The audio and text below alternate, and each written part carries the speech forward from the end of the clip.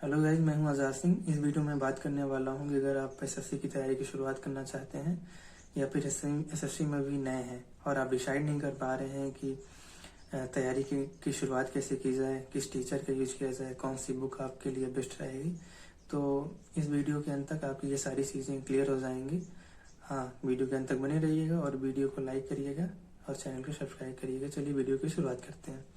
बहुत बेसिक की चीज़ है। अगर आप किसी भी कॉम्पिटिटिव एग्जाम की शुरुआत करना चाहते हैं तो आपको कुछ बेसिक चीज़ें पता होना बहुत ज़रूरी है। जैसे मैं एसएससी की बात कर लेता हूँ, तो व्हाट इज एसएससी ये पता होना आपको बहुत ज़रूरी है कि एसएससी है क्या, एसएससी के द्वारा जो जॉब फिल की जा रही है उनका जॉब प्रोफाइल है क्या, कितनी प्रकार की पोस्टें जो एसएससी के द्वारा फिल की जाती हैं, कितने प्रकार के एग्जाम एसएससी के द्वारा कंडक्ट कराए जाते हैं, जो एग्ज़ाम एसएससी कंडक्ट कराती है उनका सिलेबस क्या है, पैटर्न क्या है, नोटिफिकेशन से लेकर के पोस्टिंग तक कितना टाइम लगता है, इसके अलावा वैकेंसी कितनी आती है, एक साल में कितनी बार वैकेंसी आती है। इतनी बेसिक सी चीज़ें हैं जो आपको पता होना बहुत ज़रूरी है। कई बार इस बात पे हंसी आती है कि 6 महीने तैयारी करते हुए हो गए, लेकिन ये नहीं पता है कि कितने प्रकार की वैकेंसी आती है। आपको बनना इंस्पेक्टर है और ये तक नहीं पता है कि कितने रैंक मुझे लाना पड़ेगा, कितने तक मुझे रैंक लाना पड़ेगा जिससे मैं इंस्पेक्टर की पोस्ट पा सकता हूँ। और 6 महीने बाद आप पछताते हैं कि मुझे तो पता था कि बस मुझे सिलेक्शन ले लेना और मैं इंस्पेक्टर बन जाऊंगा। तीन चीज़ों से अगर आपको बचना है तो ये बेसिक चीज़ें आपको पता होना बहुत ज़रूरी है। ये पहली चीज़ें हैं। आपको एक हफ्ता शुरुआत अगर आप कर रहे हैं तो एक हफ्ता आपको यहाँ पे देना है और इस चीज़ के बारे में बाकायदा रिसर्च करनी है, बहुत अच्छे से रिसर्च करनी है। अब दूसरी बात आ जाती है कि आपको किस टीचर का यूज करना है, टीचर का यूज करना है कि नहीं करना है, किस बुक का यूज करना है, आपको ऑफलाइन कोचिंग करनी है कि ऑनलाइन कोचिंग करनी है। तो ये चीज़ आपको डिसाइड करने में बहुत ज़्यादा हेल्प करने वाला है कि आप जब शुरुआत कर रहे हैं तो आप 5-6 मॉक दीजिए। टेक्स्ट बुक ऐप होता है, उस पर जाइए, 5-6 प्रीवियस ईयर के एसएससी सीजीएल के मॉक दीजिए। आप उसमें कैसा परफॉर्म कर रहे हैं, जो क्वेश्चन उससे पूछे जा रहे हैं आपके हिसाब से उसका स्टैंडर्ड क्या है। आपको लगता है कि वो हार्ड है, मुझसे नहीं हो पा रहा है, तो आपको कोचिंग की ज़रूरत है, आपको करना पड़ेगा। लेकिन आपके हिसाब से लगता है कि नहीं, चीज़ें सिंपल है, शायद किसी बुक का यूज करके भी मैं कर सकता हूँ, तो शायद आपको कोचिंग नहीं करनी चाहिए। तो ये मॉक ही आपको बताने वाला है कि आपको कोचिंग करनी है कि नहीं करनी है। अगर करनी भी है तो आपको किस सेक्शन में करना है और कितना करना है। जैसे मैं मैथ का एग्जाम्पल लेता हूँ, तो मैथ में बहुत सारे लोग हैं कि अर्थमेटिक अपने आप करते हैं, क्लास नोट्स का यूज करते हैं और एडवांस को किसी टीचर से पढ़ते हैं। तो ये चीज़ आपको डिसाइड करनी है, ये मॉक ही आपको बताएगा। अगर मॉक से भी नहीं डिसाइड हो पा रहा है तो आपको कई प्रकार की बुकें आती हैं मार्केट में, वो बुक आप किसी अपने दोस्त से ले लीजिए या फिर आसपास आपके कोई भी तैयारी कर रहा है तो आप उसे 2-4 दिन के लिए मांग लीजिए।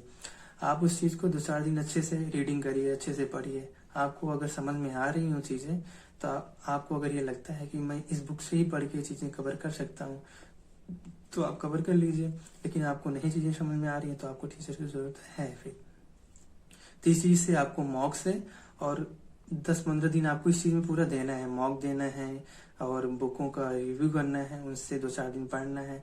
तो आप डिसाइड कर पाएंगे आपको टीचर की जरूरत है कि नहीं है, आपको सेल्फ स्टडी करनी है कि नहीं करनी है। और सबके मायने में एक सी चीज नहीं होती है। किसी का स्टैंडर्ड थोड़ा सा हाई रहता है तो सेल्फ से पढ़ के ही चीज़ों को कवर कर लेता है। किसी का भी उतनी तैयारी नहीं, उस लेवल पे चीज़ें है नहीं, तो उनको टीचर की जरूरत पड़ती है। और इस चीज़ में भी आपको थोड़ा सा चीज़ें बांटनी पड़ेंगी कि किस चीज़ के लिए आपको टीचर यूज करना है। इंग्लिश के लिए यूज करना है कि नहीं करना है, या फिर मैथ के लिए करना है तो मैथ के किस सेक्शन में करना है, एडवांस में करना है या फिर अर्थमेटिक में करना है। ये चीज़ें आपको खुद से रिसर्च करनी है, खुद से आपको ये अपने आप का ये जो क्वेश्चन है आपको ये आंसर ढूंढना है। और इस चीज़ के लिए अपने आप को 1 महीने का टाइम देना है आपको, अगर आप शुरुआत कर रहे हैं तो। नहीं, बाद में पछताना पड़ सकता है कि मैं तो शायद नोट से भी कर सकता था लेकिन टीचर से कर रहा हूँ तो इसमें 5-6 महीने का टाइम लग रहा है। या फिर आप टीचर से नहीं पढ़ रहे हैं, नोट से कर रहे हैं तो आपके सारे कॉन्सेप्ट क्लियर नहीं हो रहे हैं। तो आपको ये बाकायदा 1 महीने की रिसर्च करनी है और इस चीज़ के आंसर आपको खुद ढूंढना है कि आपको टीचर से पढ़ना है या फिर आप क्लास नोट से ही कर ले जाएंगे। इसके अलावा थी बात बुक की। बुक के लिए आप गूगल पे जाइए, यूट्यूब पे जाइए, बाकायदा सर्च करिए, अपने दोस्तों से जो भी स्टैंडर्ड बुक है उनको मांगिए, उनको 1 हफ्ते 10 दिन रीड करिए, चीज़ें समझ में आ रही हैं, किस बुक से आपको ज़्यादा अच्छे से समझ में आ रहा है, आपके आसपास के लोग क्या सजेस्ट कर रहे हैं, और आप जो भी गूगल पे यूट्यूब पे आप सर्च कर रहे हैं वहाँ पे क्या आपको सजेस्ट किया जा रहा है, तो उन्हीं चीज़ों को आप फॉलो कीजिए। तो ये जो आपके एक्सपीरियंस रहेंगे 15-20 दिन के, 1 महीने के, आपके पूरे रिसर्च की, ये आपको बताएंगे कि कौन सा टीचर और कौन सा बुक यूज करना है। और बात आती है ऑफलाइन कोचिंग या ऑनलाइन कोचिंग, तो इन दोनों में मैं आपको सजेस्ट करूंगा कि ऑनलाइन कोचिंग ज़्यादा बेटर होती है ऑफलाइन कोचिंग के कंपेयर में। यहाँ पे आपको कम टाइम में ज़्यादा सिलेबस कवर हो जाता है, और अगर एक बार देखने पे चीज़ें आपकी कंफ्यूजन नहीं दूर हो रहा है तो आप 2 बार 3 बार देख सकते हैं। तो निश्चित रूप से ऑनलाइन ज़्यादा बेहतर है, कम समय में आप चीज़ें ज़्यादा बेहतर यहाँ से सीख सकते हैं। तो टीचर आपको कैसे डिसाइड करना है, टीचर आपको यूज करना है कि नहीं करना है, बुक आपको कैसे कौन सी यूज करनी है, इसके अलावा ऑफलाइन करना है कि ऑनलाइन करना है, ये चीज़ें मैंने आपको बता दिया। मॉक आपको बताएगा कि आपको टीचर का यूज करना है कि नहीं करना है। आपको खुद से रिव्यू करना पड़ेगा चीज़ों का, खुद से आप एक रिसर्च करनी पड़ेगी, 1 महीने की रिसर्च करनी पड़ेगी, वही चीज़ आपको सही से बताएगी आपके लिए क्या सही है। किसी के लिए हो सकता है कि ये सही हो कि वो कोचिंग जा रहा है, किसी के लिए ये सही हो सकता है कि नहीं मैं सिर्फ से ही कर पा रहा हूँ, लेकिन आपके लिए क्या सही है ये आपको ढूंढना है, और कैसे ढूंढना ये चीज़ मैंने आपको बता दिया। ये 2 चीज़ें हो गई, ये 2 चीज़ें बहुत बेसिक सी चीज़ें हैं। आपको शुरुआत करने से पहले 1-1.5 महीने आपको इस चीज़ में लगाना ही लगाना है। ये 1-1.5 महीने आपके 5-6 महीने बचाएंगे, ये पक्का जान के चलिए, अगर आप सही से इस चीज़ को यूज करते हैं तो। अब बात आती है तीसरी, एसएससी जैसे एग्जाम में आप जितने कम कंटेंट का यूज करेंगे, कम कंटेंट का यूज करते हुए ज़्यादा बार उसका रिविजन करिए, ये चीज़ आपको लिए ज़्यादा फायदेमंद होगी। मतलब लेस कंटेंट मोर रिवीजन, इस सिद्धांत पे काम करिए, आपको ज़्यादा सफलता मिलेगी। इस चीज़ को आपको शुरुआत से ही लेके चलना है कि किसी एक स्टैंडर्ड बुक का यूज करना है, साथ में किसी एक टीचर को फॉलो करना है, और उसी चीज़ को बार बार रिविजन करना है। आप नोट्स है अगर आपके पास, उस चीज़ को बार बार रिवाइज करिए। किसी बुक को आप पढ़ रहे हैं तो बार बार रिवाइज करिए। ऐसा नहीं कि एक बार इस बुक से पढ़ लिया तो चलो दूसरी बुक से पढ़ दें। लेस कंटेंट मोर रिविजन, ये आपका सिद्धांत होना चाहिए। ये 3rd पॉइंट हो गया। अब 4th पॉइंट, आपको पूरे जर्नी में अगर आप एसएससी की तैयारी कर रहे हैं तो एसएससी सीजीएल का, सीएचएसएल का, एमटीएस का, सीबीओ, ये 4 एग्जाम होते हैं जो आप दे सकते हैं। तो इन एग्जाम के अलावा किसी और एग्जाम पे आपको नहीं भागना है कि कोई स्टेट एग्जाम आ गया तो उसमें वैकेंसी आ गई, कोई और एग्जाम आ रहा है तो फिर इसको भी दे देते हैं, उसको भी दे देते हैं। एक चीज पे फोकस करिए।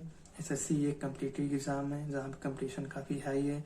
अगर आप पूरी तरीके से फोकस करेंगे तभी आप सफलता पा सकते हैं। तो एक चीज पे आपको फोकस करना है, वो है एसएससी, इसी पे आपको लगे रहना है और आपको टाइम देना है। और चौथी चीज जो आपको ध्यान रखनी है, बहुत ज्यादा ध्यान रखनी है, वो है पेशेंस प्लस परसिवरेंस। मतलब कि आपको धैर्य रखना है। एसएससी जैसे एग्जाम में आप जो शुरुआत करते हैं तो जब मॉक देते हैं तो 200 में से आपको 70, 80, 90 पे इतने भटक जाते हैं, लेकिन आप 2 महीने बाद देखते हैं तो 100, 110 पे आ जाते हैं। 4-5 महीने बाद देखते हैं 120, 130 पे आ जाते हैं। कई बार होता है कि कॉन्स्टेंटली 1-2 महीने आपके नंबर ही नहीं बढ़े, 130 पे आप अटके हुए हैं। ये लंबा प्रोसीजर है। आप परसिवरेंस आपके अंदर रहेगा, आपके अंदर पेशेंस रहेगा तो धीरे धीरे चीजें बेटर होती हैं। आप 140 पे पहुंचते हैं, 150 पे पहुंचते हैं तो इसमें टाइम लगता है। तो इसलिए पेशेंस प्लस परसिवरेंस बहुत जरूरी है। और एक आखिरी बात आपके मोटिवेशन के लिए कि बंदा जो आप वीडियो में देख रहे हैं, अगर ये बंदा एसएससी जैसे एग्जाम को क्वालिफाई कर सकता है तो आप भी कर सकते हैं, इसमें कोई दो राय नहीं है। उम्मीद है कि ये वीडियो से आपको कुछ चीजें समझ में आई होंगी। और जो मैंने बताया, जो आपको रिसर्च करना है, ये आपको, अगर आप बिगनर हैं तो आपको ये बहुत जरूरी है, बहुत जरूरी है, आपको ये करना ही करना है। तो उम्मीद है वीडियो आपको अच्छा लगा होगा, और वीडियो को लाइक करना, चैनल को सब्सक्राइब करना मत भूलिएगा। मिलते हैं अगले वीडियो में, तब तक के लिए जय हिंद, जय भारत।